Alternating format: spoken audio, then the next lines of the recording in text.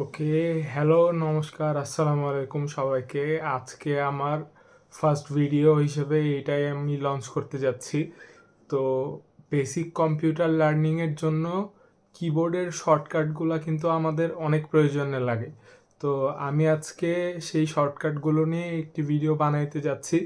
যে বেশ কিছু মজাদার শর্টকাট আছে যেগুলো আপনাদের বা আমাদের জানা থাকে না, কিন্তু সেই শর্টকাটগুলো যদি আমাদের জানা হয় তাহলে আমরা আমাদের পিসির কাজগুলো খুব সহজেই করে ফেলতে পারবো এবং খুব কম সময়ে করে ফেলতে পারবো বা খুব সহজেই।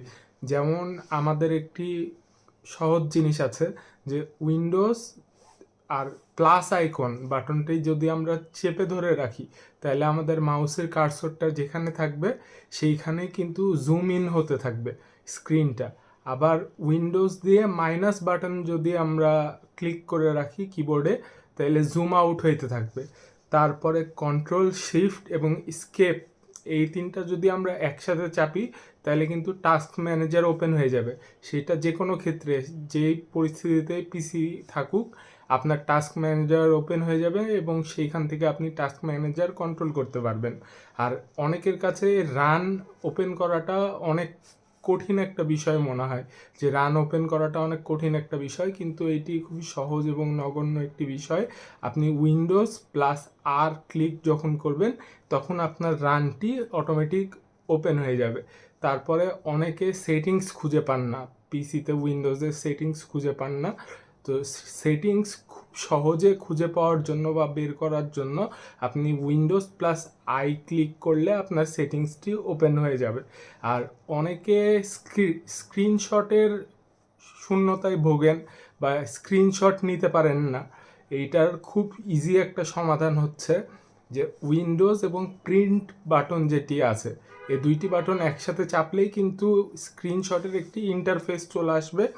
আপনি তখন মাউস দিয়ে স্ক্রল করে যেইটুকু অংশের স্ক্রিনশট নিতে চাচ্ছেন সেইটুকু অংশের স্ক্রিনশট আপনি নিতে পারবেন।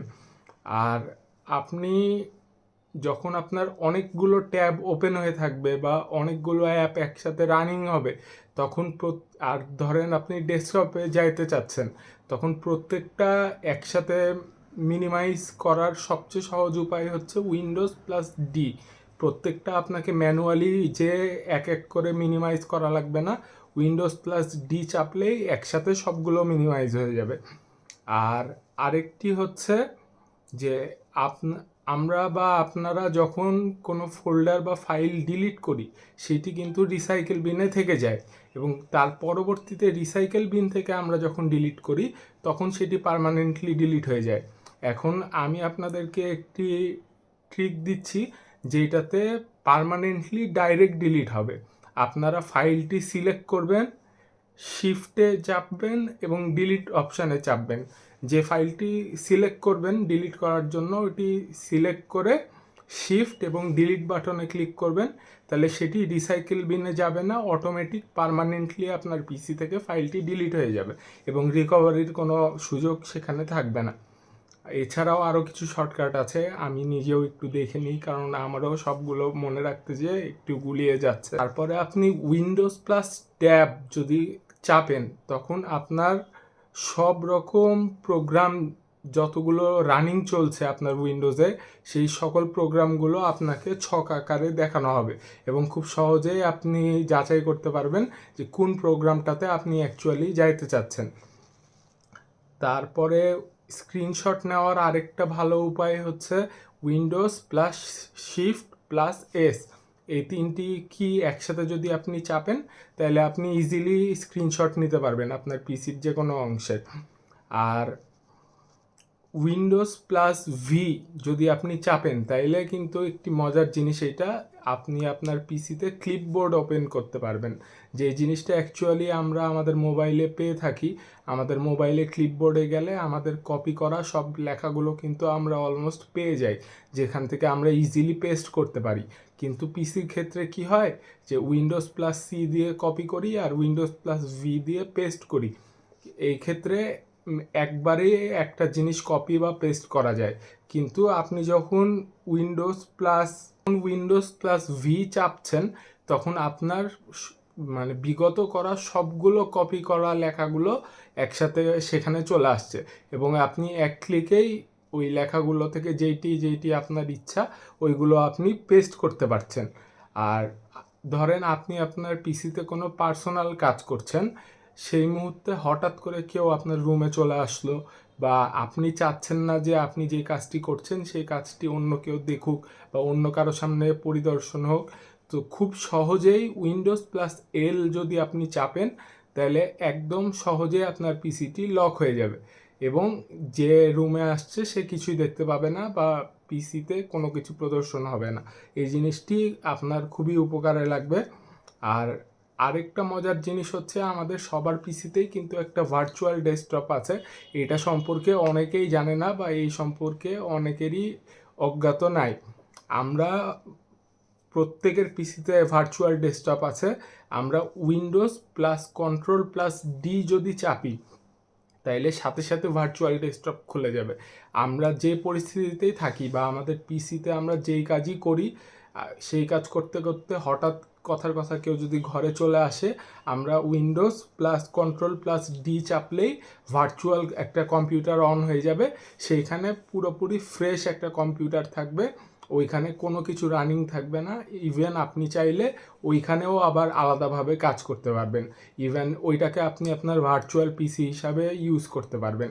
আর এখন আসি লাস্ট একটা দুইটা ব্যাপারে, যে মাই কম্পিউটার যে জিনিসটা, এটা আমরা তো মাই কম্পিউটারে ডাবল ক্লিক করে ওপেন করি।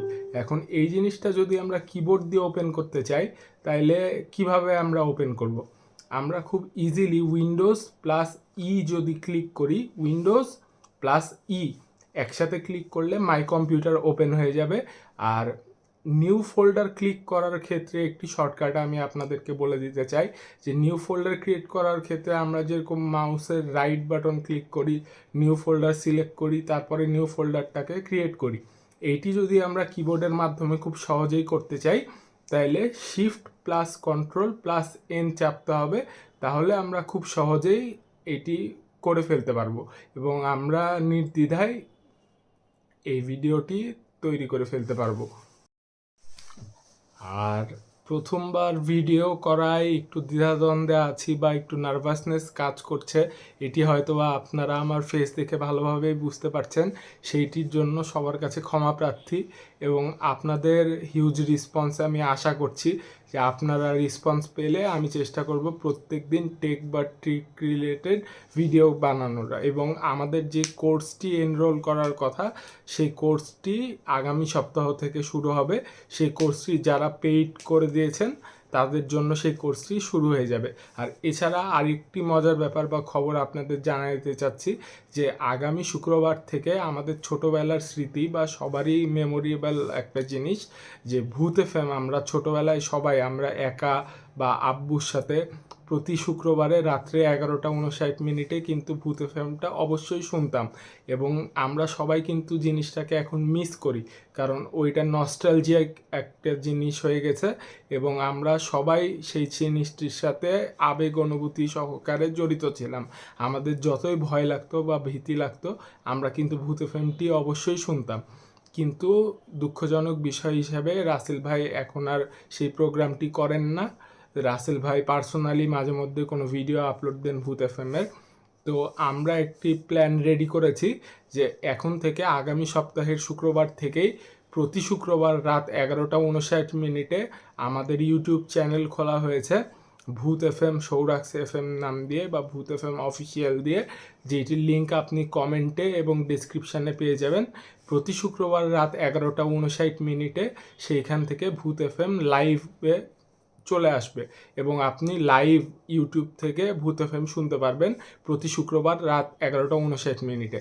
এবং এইটির ক্ষেত্রে আমি আপনাদের কাছে হিউজ একটি রেসপন্স আশা করছি, কারণ অনেক প্ল্যান প্রোগ্রামের পরে আমরা এই জিনিসটি শুরু করতে যাচ্ছি, কারণ এটি আমাদের কাজ বহির্ভূত বা কর্ম বহির্ভূত এবং বিনা উপার্জনের একটি জিনিস সবার বিনোদনের জন্য।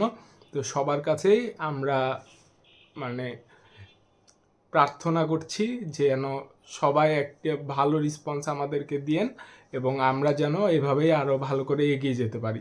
এবং আবারও আপনাদেরকে বলি, আমার নার্ভাসনেসের জন্য এক্সট্রিমলি সরি। দেখা হচ্ছে আগামী ভিডিওতে। বাই।